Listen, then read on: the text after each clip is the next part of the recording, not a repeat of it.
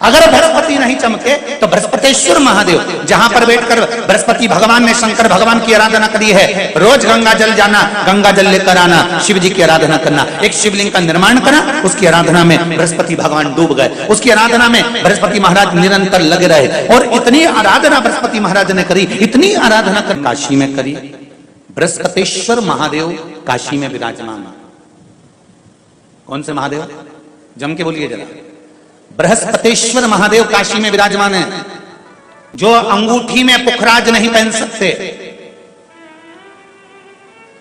जिनकी भाग्य रेखा उल्टी चल रही हो, बृहस्पति चमक ही नहीं रहा हो, जिस काम में हाथ डालते हैं वो काम पूरा ही नहीं होता हो, तो एक बार काशी जाना, बृहस्पतेश्वर महादेव का स्पर्श करना, उनका अभिषेक पूजन करना और उनका स्पर्श कर कर एक बेलपत्र ब्राह्मण देवता से मांग कर लेकर आ जाना कि इन बृहस्पतेश्वर महादेव से मुझे एक बेलपत्र दे दो।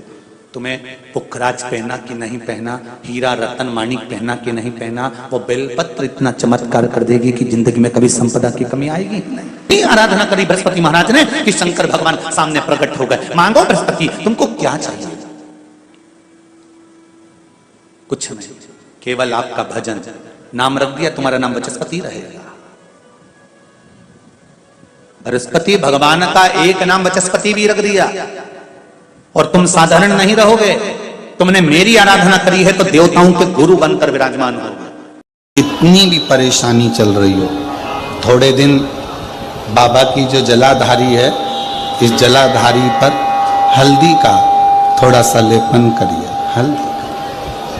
हल्दी का लेपन कर कर जिस पात्र से शिवजी को जल चढ़ाओगी, उसी पात्र पर अपनी 3 उंगलियों का स्पर्श हल्दी का कर कर फिर बाबा को कुंदकेश्वर महादेव के नाम से जल चढ़ाना प्रारंभ करें। जो हल्दी का लेपन आपने जलाधारी पर करा है, उसी जलाधारी की एक उंगली कलश पर लगाकर लेकर आओ। घर के अंदर जब प्रवेश करो या व्यापार में प्रवेश करो तो जो कलश पर हल्दी लगाकर लाए हो, वही दरवाजे के ऊपर थोड़ी सी मात्रा में कुंदकेश्वर महादेव के नाम से लगाना प्रारंभ कर दो। कैसी भी चिंता हो, 7 से 8 दिन में वो चिंता समाप्त होगी। पूजा में 2 चीजों का होना बहुत जरूरी है, बहुत ध्यान देना। एक, जब कोई भी विद्वान ब्राह्मण आपके घर में पूजन कराने आते हैं, कोई भी विद्वान ब्राह्मण जब आपके घर में पूजन करते हैं, कोई विद्वान ब्राह्मण जब आपके घर में पूजन करने के लिए आते हैं, पूजन कराते हैं, सबसे पहले दीप प्रज्वलित करते हैं। क्या प्रज्वलित करते हैं? दीप। आप भगवान के मंदिर में जब पूजन करें, आप जब अपने घर में भगवान की जब पूजन करें, तो आप स्तुति, पाठ, मंत्र, साधना, जप, अनुष्ठान सब बाद में सबसे पहले एक दीप प्रज्वलित करें। पूजन में दीपक होना बहुत जरूरी है। और दूसरा है, ऐसी कोई पूजन नहीं जिसमें महादेव नहीं। अगर जिस पूजन में शंकर नहीं होंगे, वो पूजन कोई देवता स्वीकार नहीं करता, कोई देवता स्वीकार नहीं करेगा, उस पूजन का कोई फल नहीं जिसमें शिव नहीं है। अब अभी तक 2 भार इंद्र के पास में थे, बहुत ध्यान देकर समझना ये नवग्रह कथा को। 2 भार थे इंद्र के पास। इन कौन से पद थे? जम के बोलो जरा।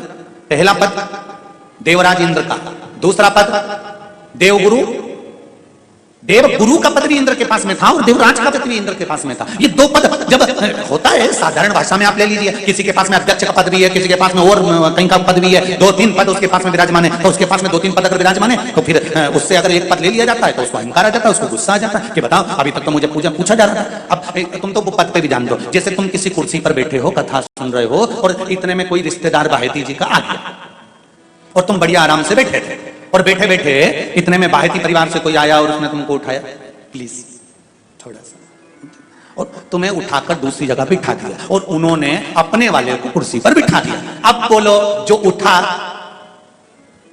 जिसको उठाया था, उसका भगोने जैसा मुंडा हुआ कि नहीं हुआ? अरे बोलो तो। अपन दूर कथा नहीं जाते, कथा अपने ऊपर लेके चलो कि अपन कैसे समझे इस कथा को। बहुत अगर गहन तत्व की कथा सुनेंगे तो समझ में आएगी नहीं। यहाँ से सुनी, यहाँ से निकाल दी, बच्ची कुछ ऊपर से निकल गई और मालूम पड़े थोड़ी देर बाद माताएं कुर्सी पे बैठी बैठी। अब फिर तो अपन तो अपने पर लेकर चलो ना, कि जैसे कोई आप कुर्सी पर बैठ गए और इतने में इनके रिश्तेदार कोई आए और आने पर उन्होंने कहा दिया तुम यहाँ से उठो दूसरी जगह जाके बैठो, इतने में तुमको बुरा लग गया, बुरा लगा, मुंह भगोने जैसा हो गया, गुस्सा आ गया। उसी तरह इंद्र के पास में दो सत्ता थी, एक देवराज इंद्र थे और दूसरे गुरु का पद भी इंद्र के पास में था। देवताओं के गुरु बनकर इंद्र घूम रहे थे, पर अब उल्टा हो गया। शंकर भगवान ने बृहस्पति महाराज को देव गुरु बना दिया। अब जैसे देवगुरु बनाया तो इनका इंद्रदेव का मुंह, अरे वो बोलो तो तुम, भगोड़ ऐसा हो गया, कुर्सी उतरी कि मुंह भगोड़ा, तो गुस्सा तो गुस्सा। इतने में इंद्र ने, बृहस्पति महाराज देवगुरु बन गए, इंद्र सिंहासन पर बैठे थे, अप्सराओं का नृत्य देख रहे थे, वहीं से देवगुरु बृहस्पति का आगमन हुआ। बृहस्पति महाराज जैसे ही आए तो इंद्र तो सिंहासन पर बैठकर पूरा अप्सराओं का नृत्य देख रहे थे, उनको देवगुरु बृहस्पति से मतलब ही नहीं था। कोई स्थान नहीं, कोई सम्मान नहीं, कोई आदर नहीं,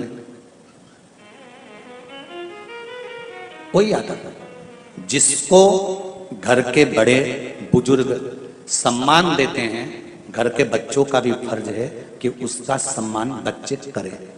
सही है कि गलत है? घर के बुजुर्ग उसको सम्मान दे रहे हैं ना, घर के बड़े उसका सम्मान कर रहे हैं ना, तो घर के बच्चे कहते हैं नहीं वो तो हमारे लिए गलत सोचता है, हमेशा हमारे लिए अपशब्द बोलता है, हमेशा आड़ा टेढ़ा बोलता है। तो घर के बुजुर्ग कहते हैं तुम्हें क्या करना है, जब हम सम्मान दे रहे हैं तो तुम भी दो, हम आदर कर रहे हैं तो तुम भी करो। बृहस्पति महाराज का सम्मान नहीं हुआ, बृहस्पति महाराज वहां से उठकर चले गए, बोले नहीं। जो समझदार होता है वो तुरंत कह देता है कोई बात नहीं, मैं चले जाता हूं। कोई मुख पर क्रोध नहीं, कोई चिड़चिड़ प्रवृत्ति नहीं, कोई अपशब्द नहीं। एक बात मैं आप सबको कहना चाहूंगा, किसी जगह पर यदि आपका अपमान हुआ है, बहुत ध्यान देना जरा, कथा थोड़ी भारी है पर समझ लोगे आप। किसी जगह पर यदि आपका अपमान हुआ है तो आप भगवान शंकर को धन्यवाद देना कि मैंने पूर्व में किसी का अपमान करा होगा तो मेरा हिसाब आपने इतनी जल्दी बराबर कर दिया है, इतनी जल्दी बराबर कर दिया। ये थोड़ा सा अपमान मेरा कराया, मेरा हिसाब बराबर हो गया। कोई गाली दे रहा है, देने दो, शंकर भगवान को धन्यवाद देना, बाबा बड़ी कृपा करी, मैंने पूर्व में इसको गालियां दी होंगी, अपशब्द कहा होगा तो इसने मुझे पलट कर गाली दे दी, अपशब्द कर दिया। ये तेरी कृपा है, ये तेरी दया। और जब तक तेरी करुणा, तेरी कृपा, तेरी दया नहीं हो तब तक कुछ हो ही नहीं सकता। तेरी कृपा,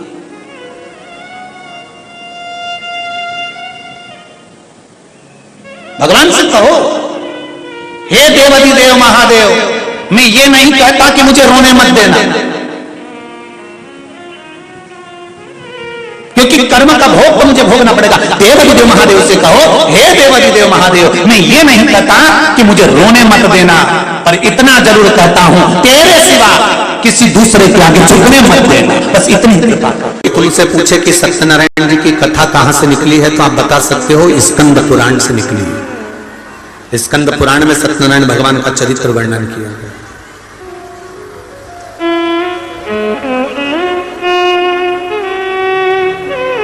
कितने लोग हैं जिनके यहाँ सत्यनारायण भगवान की कथा होती है? कभी तो हुई होगी, हुई है? चलो रखो।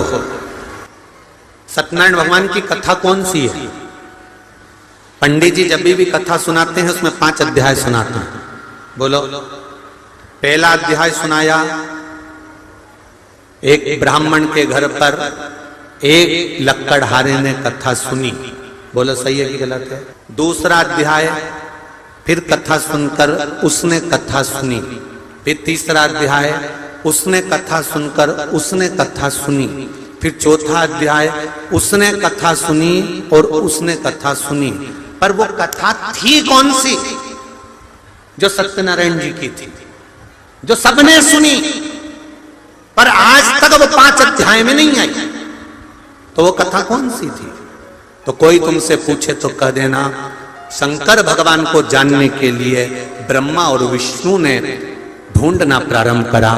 भगवान विष्णु नीचे गए, ब्रह्मा ऊपर गए, केतकी का फूल, गाय, सबको लेके ब्रह्मा जी आए, नीचे खड़े हुए भगवान विष्णु से ब्रह्मा जी ने पूछा कि तुम्हें भगवान शंकर के चरण मिले?